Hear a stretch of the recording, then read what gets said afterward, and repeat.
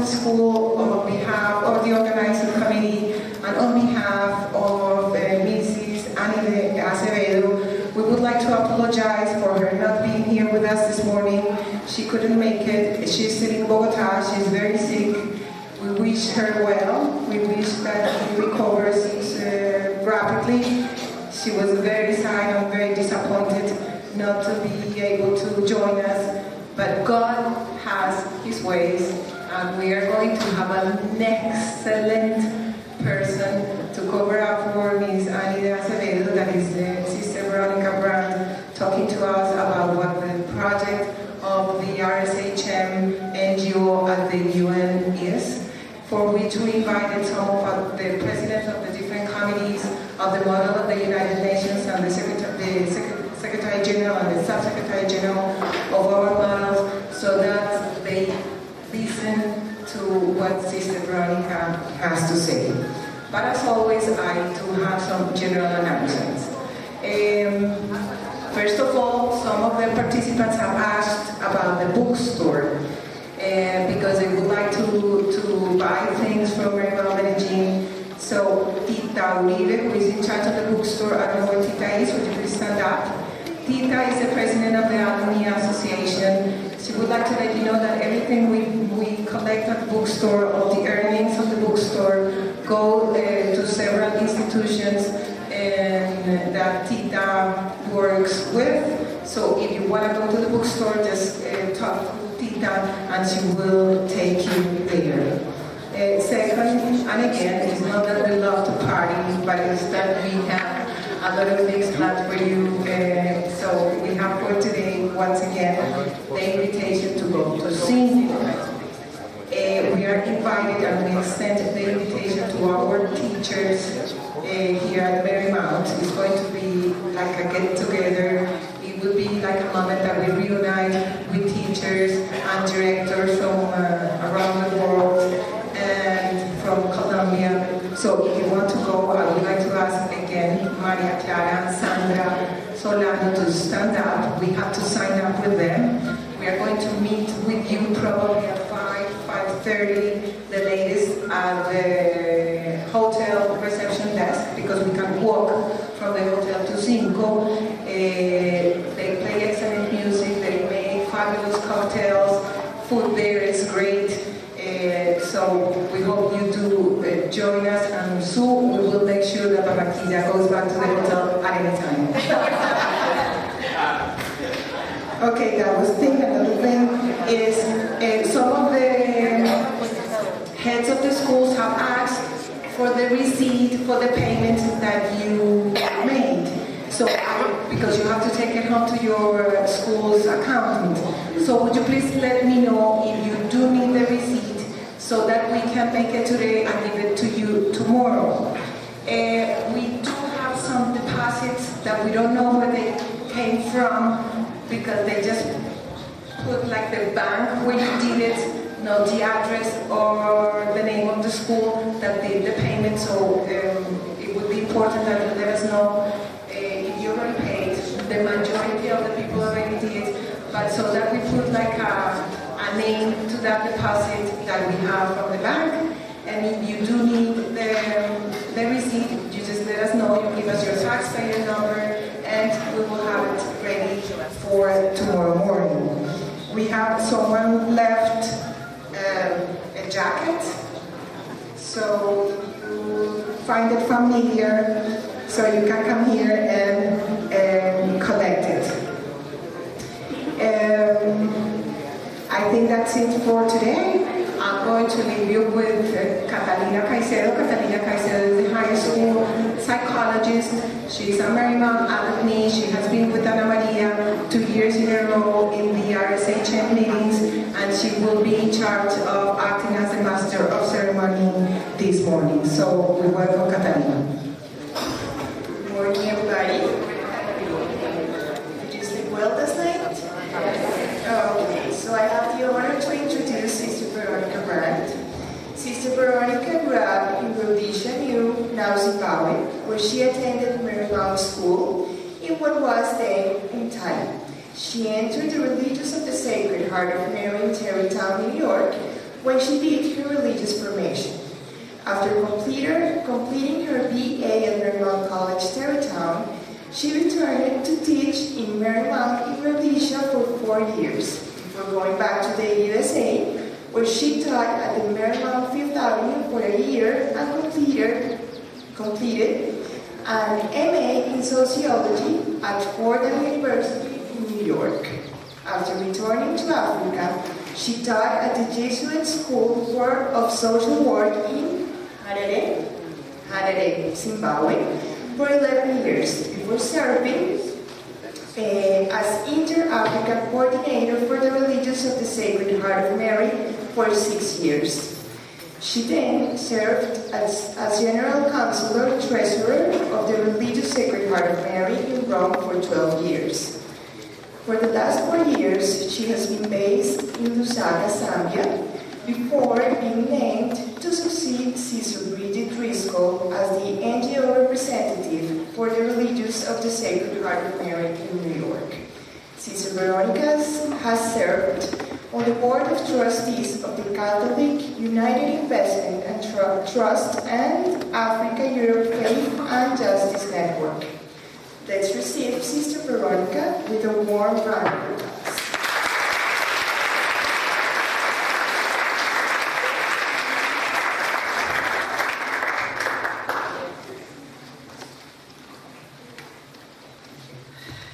Good morning to all of you. Good morning. It feels better to be here the second time, but I wasn't expecting such a prime spot on your television program, and so I hope I can do justice to it. Let's see, is the microphone the right distance? Yes. Okay. I would like to share with you today something, and I'm speaking as a novice again, because I am very new in this role. I started officially on the 1st of June, and I have been out of New York ever since then. So I am a novice, but I did have a chance to work with Sister Bridget for nearly 5 months. 2.5 at the end of 2012 and since March of this year. As we were at the beautiful prayer this morning, I was struck by the beautiful image of looking with new eyes. And I think that something of our ministry, our presence at the UN, is about looking with new eyes at what is our mission, so that all may have life in our globalized world, and at one place that is new to us still. And so I invite you to journey with me from where we left off on Monday. Do you remember when we showed this slide? And you see there's a little thing up there that says global consciousness. I think it's flashing. Well, in our last chapter, 6 years ago, this was one thing that we said. We believe that our charism and mission now call us beyond provincial and regional boundaries as citizens of the world, faithful to our call to make the God of love and justice known. We embrace the needs of our global community. And I must say, as we received these lovely candles this morning, I thought, this is the image. Can we bring our little flame, that same flame which is the flame of Gayak's vision, to this place which is unique in our world, the United Nations? And a few years back, Sister Teresina, Superior General, was asked to speak on a conference on a higher level education, or education tertiary level, at the Loyola Marymount University. It was the Mission Day. And she, in her speech, referred to this. the same fire that burned in the heart of our founder Jean Gaillac is in our day the passion for God and for humanity that moves us to build a future full of hope in a troubled world by crossing boundaries and building bridges in collaboration with many others throughout the world. And again, we sang one of the songs said this morning, one of the reflections about building bridges. So, what is this little bridge that we are trying to build? And I just go to a word from the Secretary General of the UN, Ban Ki-moon. And I think it shows the respect that he has, the Secretary General, for the presence, the contribution of people of faith. When he says people of faith are on the front lines of efforts to meet the needs of the world's poorest and bridge chasms of ignorance and misunderstanding. And I think that's a beautiful tribute to all those who, because of their faith commitment, want to be a presence of the UN. And we do that through the unique lens of our mission as expressed in our own RSHM expression of that mission, that all may have life and have it to the full. And through the particular charism that we bring, that we shared the other day. So let us go in and say, what does it mean?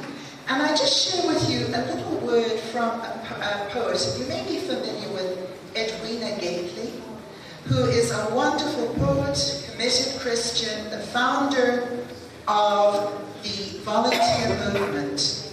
But I think she captures something of our UN ministry when she says, it will be a long journey. Things do not change very quickly at the UN or in our globalized world. But it has already begun. It leaves us in awe at the oneness to which we are all called. It is the beginning of wisdom and an awareness that all have a place and a purpose as citizens of the universe. I think that's a nice little thought for us. And I'm so touched that some of your enthusiastic young students in the model UN groups here at Medellin are present today. And I know that some of you in the other schools have very active model UN groups. And I think that this image, which comes from the UN, from the Dag Hammarskjöld Chapel, again takes us to that broader global level. Now, what do we do? And that's what I'm going to try to share with you. First of all, as RSHM, here we are, 43rd Street with the United Nations, the building in the background, and the one who started our presence there, whom many of you know, Sister Rita, who did all the groundwork, who was the representative for the first, 5 years almost, and has done all the preparation of our application for ECOSOC membership, which I will share with you a little later on about our status. And of course, she brought many of our sisters there from around the world, as well as many groups who came to New York. Sister Bridget, who for the last 2 years was the NGO representative and who has been a wonderful mentor for me, together with Sister Rita, and whom you met at the RSHM Network of Schools meeting last year after Rio Plus 20. And this was when I was beginning my internship, and I happened to meet another sister of another congregation from Zambia who was there. And that was back in October, November. At the UN, we belong to various groups. And an important group we belong to is called RUN, Religious at the UN. And what is it? It's really a support group. A group that helps us in many ways. Because it's a very big world there. And we gather informally as representatives of different religious congregations at the UN. We support one another, share information, resources, and expertise. Meetings are the opportunities to reflect upon our common mission as NGOs, as religious congregations, but respecting and welcoming our different charisms and our different expression of mission. Unfortunately, I missed a wonderful occasion in the middle of June when a retreat day was held at Marymount Manhattan College, 71st Street, on the theme of the spirituality of our mission at the UN. But I was involved in the general chapter in Brazil, so you can't be in two places at the same time. I cannot share about it yet, but I'm sure I will hear. Now, I think what is interesting about RUN is all the different groups that belong. Some of them, for example, there are at least 50 different religious NGOs who belong to this group. Some of them, like ourselves, are individual congregations. Others are coalitions. They're made up of 5, 6, 10 different congregations. Some of them are global, are in 70 countries. Can you imagine? And if we put all of that together, the members of RUN have people in 176 countries. So that is a global base. And represent several 100,000 women and men religious around the world, without even beginning to count all the wonderful collaborators, members like yourselves of school networks, and those who work with us around the world.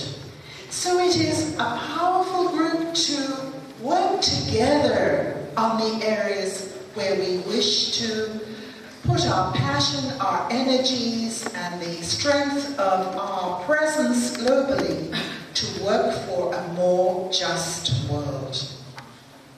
Now, in the day-to-day of our presence at the UN, we belong to some groups, and I'm going to share with you just a few of them to give you a taste of them.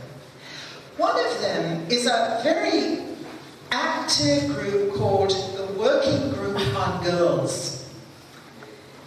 As you can imagine, I think Father Gayak would be happy to know that we were involved with the Working Group on Girls, because we, together, again, we try to listen to, be attentive to, promote the human rights of the girl child in all areas and stages of her life, including the inclusion and status of girls, assisting them to develop their full potential as women. And you'll notice that there are 80 national and international. Not all of them are religious. Some of them are secular professional groups, but all have a clear commitment to the girl child.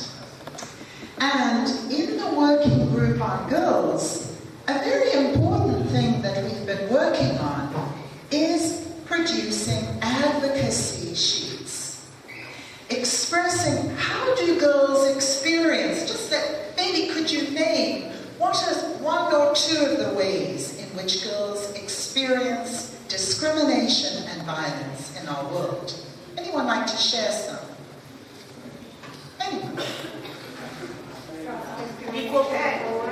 Pardon? Equal pay. Equal pay, yes. Learning opportunities. Learning opportunities. Home home violence, child marriage, thank you. Now there are many of them, but what we try to do is to provide information, resources, and propose some action that people can commit to doing. They also serve to inform us. Child marriage, there's the first one coming up. Let me run through these quickly. Domestic violence of girls, female genital mutilation, a big problem in West Africa particularly, girl-child pornography in our world, harassment, HIV, AIDS, where girls are often the first and most vulnerable victims in the sub-Saharan African region, honor killings in India and other parts of the world, rape, son preference, where it's the son who is sent to school and not the daughter, trafficking. These are just a few of them. And the idea is that these advocacy sheets can be very helpful. And I'm going to give you one example. The sister who you saw with me in that early slide was from Zambia. We both had experience with the problems that the girl child was facing in Zambia. We have what is called an advocacy task force. And we decided to visit. Now, when you see the word mission at the United Nations, you're not talking about a mission in Africa. You are talking about the embassy of a country to the United Nations. So, we, for example, went to the Zambian mission to share some of our concerns about the girl child in Zambia. And there we just show some of the staff. That was one little initiative where we tried to bring information from our sisters on the ground, from our schools in different parts of the world. It would be a wonderful way of bringing concerns, information to the countries and to the UN itself. We worked on an information sheet on child-headed households, which is a big problem in sub-Saharan Africa, where girls, because of AIDS, are left orphaned and very often have to look after younger siblings from the age of maybe 14, 15. This was in preparation for the Secretary General's report, which will be given in September. Just one example of a group. Another group, just to mention quickly, is a group to stop trafficking in persons. Do you have any actions involved with human trafficking in your schools to raise awareness? Maybe some of you do. Maybe you've had some information. This committee is dedicated to the eradication of human trafficking in all its forms, and we start with education, because often young people are vulnerable because they don't know it is happening. They trust everyone who comes and offers a good job and promises a wonderful education, and they can become victims. So this group works. And how do they do it? Raising awareness as of human trafficking, trafficking in persons, as a violation of human rights, as a horrific violation of human rights. We try to ensure that there is action at the UN to address the underlying causes. Why are girls so vulnerable? Why are women in some part of the world so vulnerable? And to advocate for the provision of services. Just one other example. And so what we try in this committee, working with others, to move beyond just the committee but to try to influence member states, UN agencies, special events. Do you remember the Olympics? Did you read about the concern about trafficking as a possibility? And some of the initiatives that are being prepared for the World Cup next year in Brazil. Policymakers, what can we do to ensure that policies favor the eradication of this terrible violation, modern form of slavery? Another group to just mention, these, I won't stay with this, but these are some of the task forces. We work collaboratively with others on some of these areas. Another one, a bit more, but I was interested to note, am I right, Marcella, that here at Medellin, you do have one that deals with the issue of debt? Is that right? Yes, well this would come under the umbrella of Financing for Development. And it's a committee that, as NGOs, we work to influence the work of the United Nations in the whole area of financing development. We work to advocate for a worldwide economy that is environmentally and socially sustainable, ethical, people-centered. And how would we do that? Sometimes the group would prepare a presentation of a proposal and be able to submit it. Sometimes it would be international finance systems trying to influence to make sure that there is more fairness, more justice, more representation.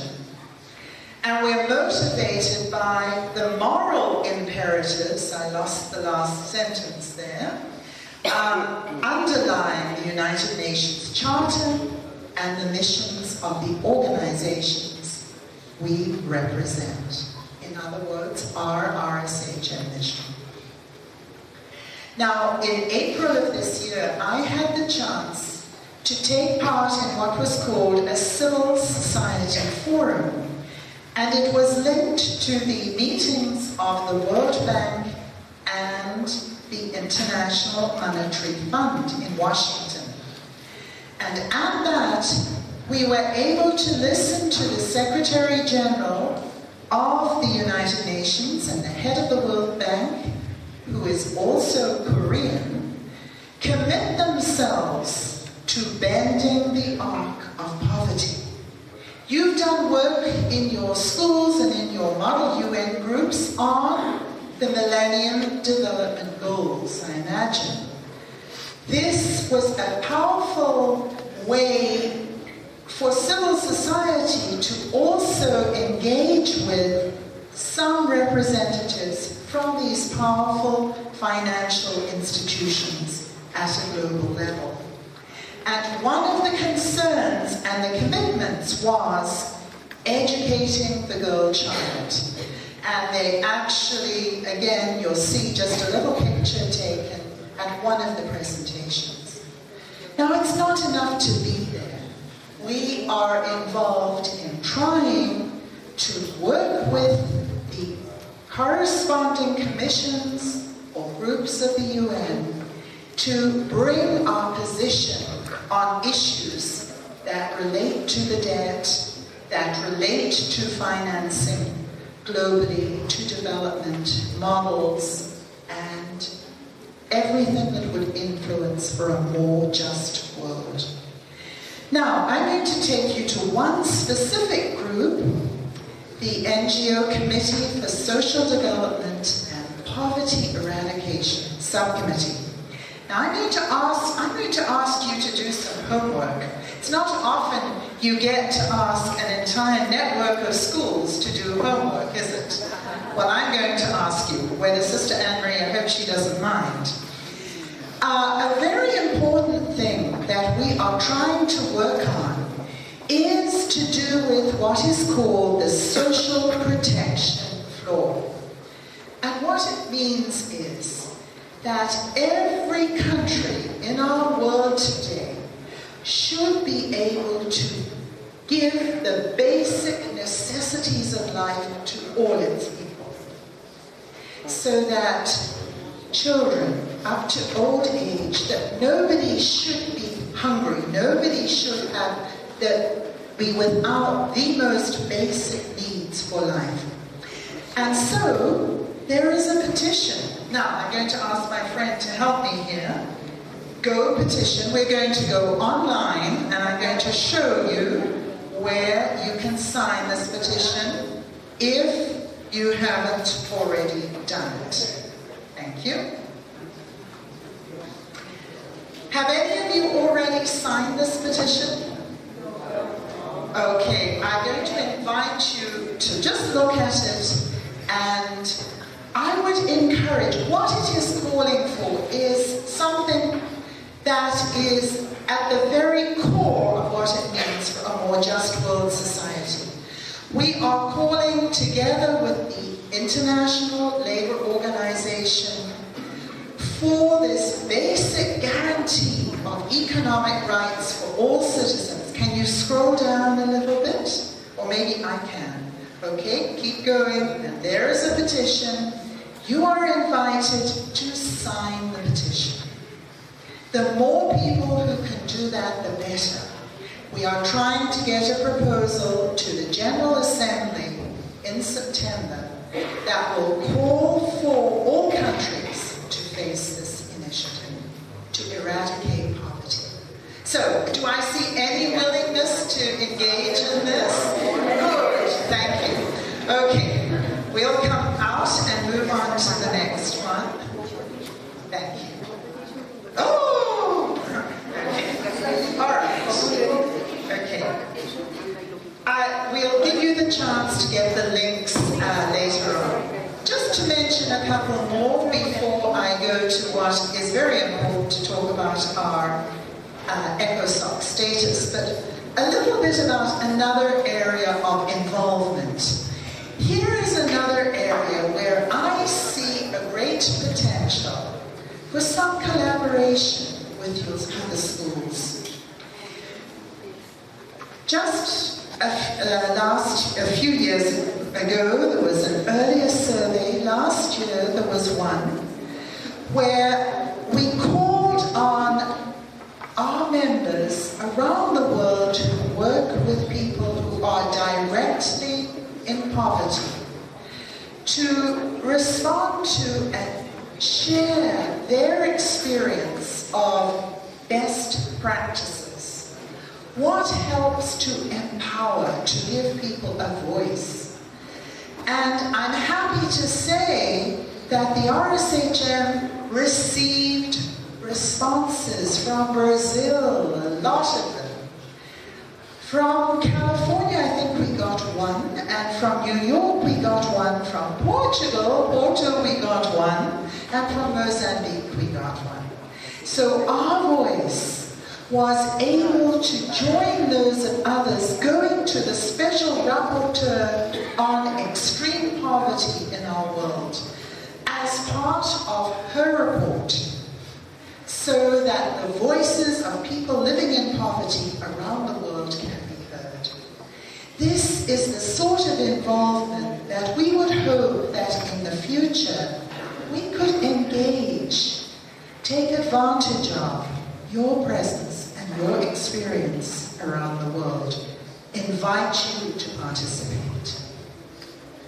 Sustainability, and I know Sister Bridget shared on this last year, but we're going to be facing some very interesting times in the next year as we move towards what will come after the Millennium Development Goals. Have any of you seen or gone to this website yet? Can I ask you to go to the top one, the first one? My World. Since Rio Plus 20, the United Nations is trying to engage people from around the world in saying what are the most important needs to be addressed after 2015. As we look at the future, you will notice, I don't know if you can read the figure up there, 677,759 people from 194 countries have responded. You can respond online. This is in 15 languages. It's in Spanish, it's in Portuguese. And could you just check on this top one? If you click on it, it says what they mean, and you choose 6 out of them, and you say, these in our areas, this is what we feel is most important. Can we move back and, no, go to results, where you say see results. Okay.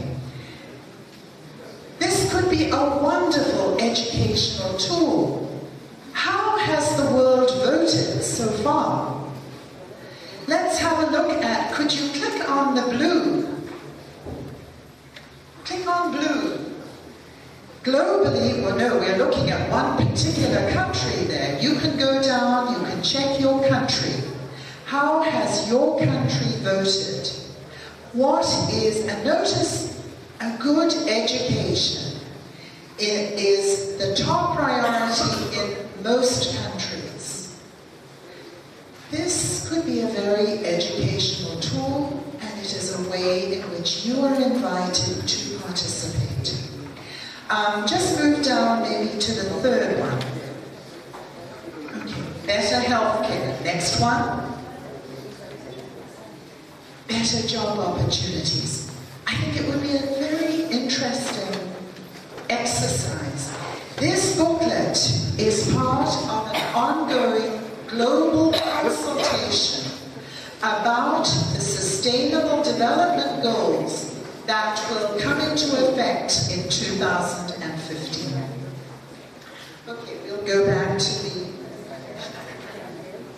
And so now, one more thing, and I'm not going to take you to the message. I'd like to invite you. As you know, there are many international days. And this year, which you may already be familiar with, the theme of the International Day of Peace for the 21st of September is Education for Peace.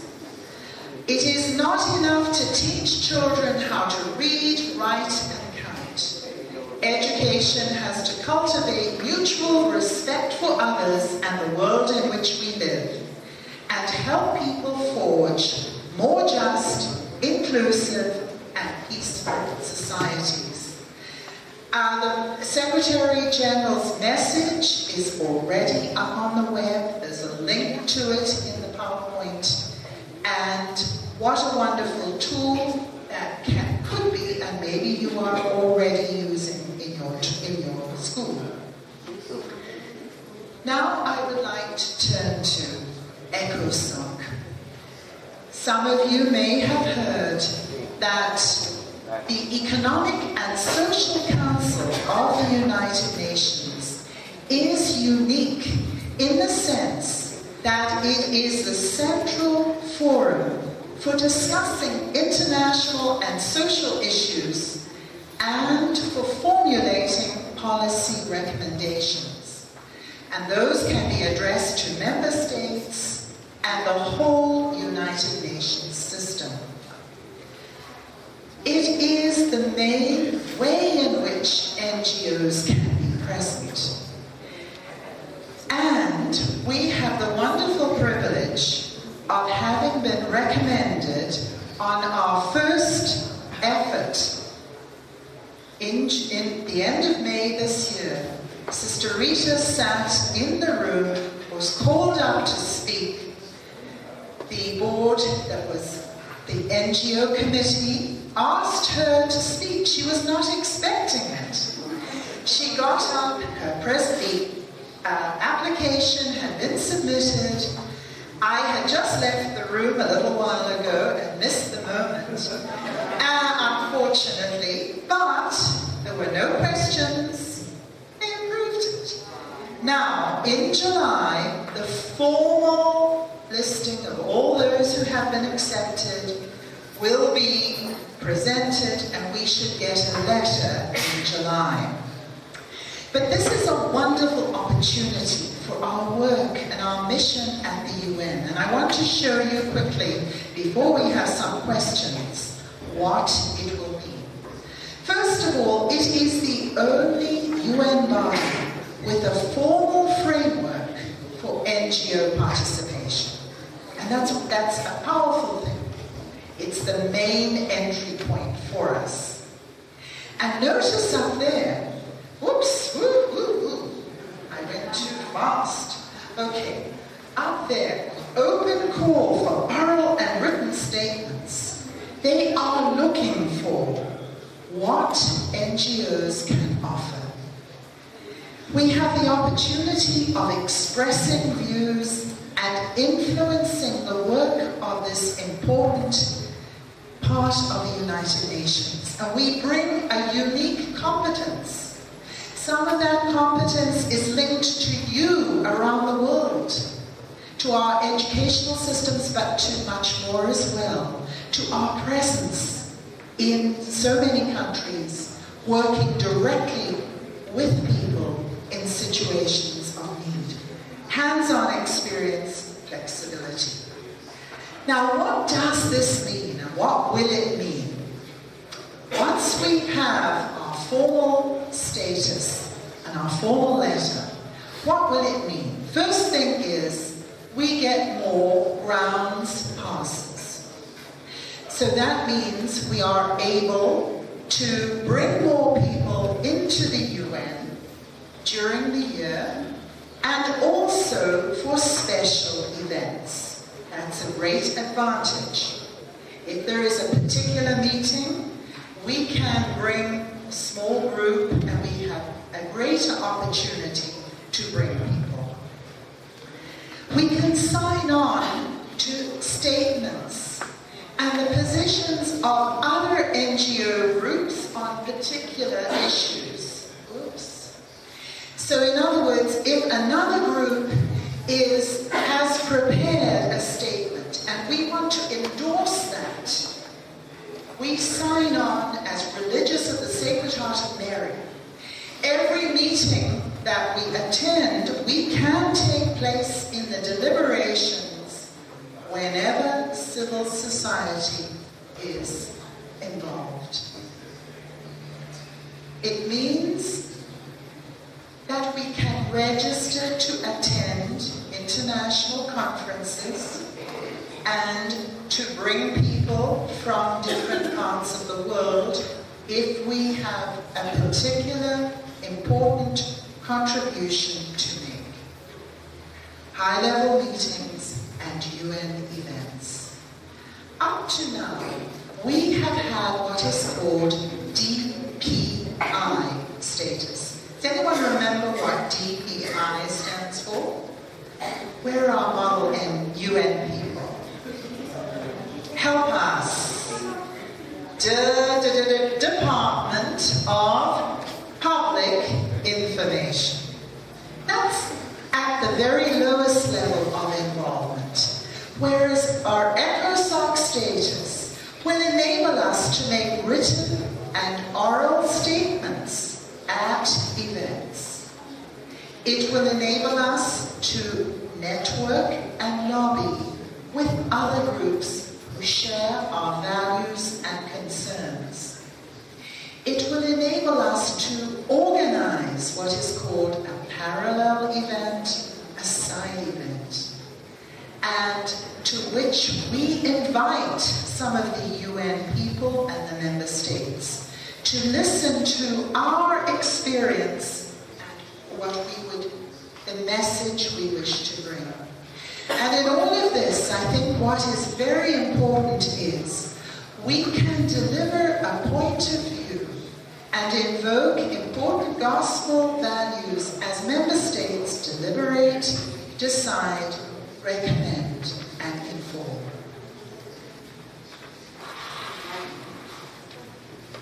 So, just a couple more points. Having consultative status, what it really means is that we do provide information and analysis directly from our experience in the field. And that's valuable because we are unique as religious congregations in having a presence in so many countries.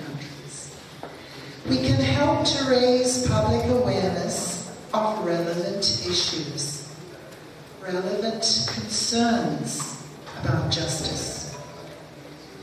We can serve as an early warning agent. Now that might sound very strange, but what it's really saying is, if we are deeply concerned about an issue in our world, in a particular country where human rights are being violated, because we have people on the ground, we can bring that to the attention of the groups that will be able to formally address that through the international conversations, dialogue, and the UN. We can also help monitor and implement international agreements. So that gives us a wonderful in. And I think these are just a couple of other religious groups that have them. I'm not going to go to the websites now, but it shows how globally, joining with others, it goes back to what we said in the beginning about global consciousness, how we can act locally, and I think that was said yesterday, the link between the local and the global is so important. And so it brings me to RSHN NGO and the way forward. Now, at our chapter, we talked about how,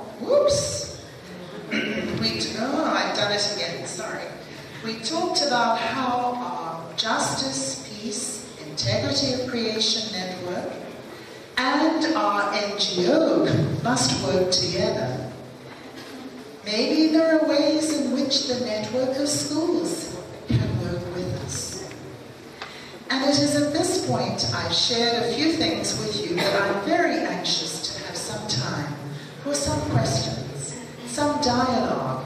So I'm going to ask you to just take one moment and maybe one buzz with your neighbor. Just turn to your neighbor and just something that struck you, some thought, and then we'll take some questions.